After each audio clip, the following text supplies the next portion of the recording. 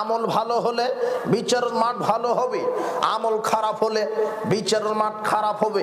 আল্লাহ বলছেন ফাম্মা মান উতিয়া কিতাবাহু বিয়ামিনি, আল্লাহ যাকে বিচারের মাঠে ডান হাতে আমল নামা দিবে।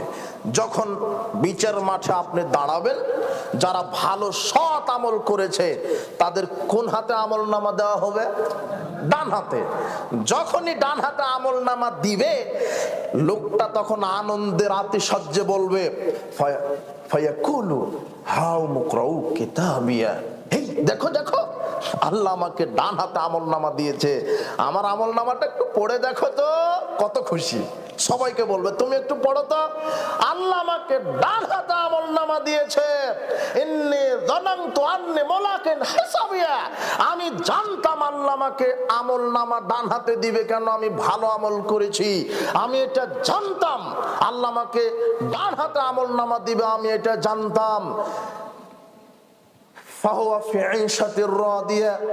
আল্লাহ বলবেন এখন তুমি সন্তোষজনক জান্নাতে থাকো, ফি জান্নাতিন আলিয়া, উঁচু জান্নাতে থাকো, কুতুফুহা দানিয়া, যেই জান্নাতের চতুর্দিকে ফলমূল শুধু দলবে, এইভাবে ঝুলবে, তুমি ইচ্ছা মতো ফলমূল খাবে। এরপর আল্লাহ বলবেন তুমি তো ডান হাতে আমল নামা পেয়েছো, কেন?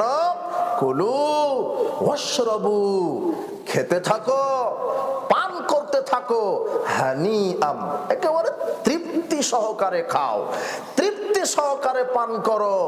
বিমা সালাফতুম ফিল আইয়ামিল খালিয়া, বিগত দিনের সৎ আমলের বিনিময়ে।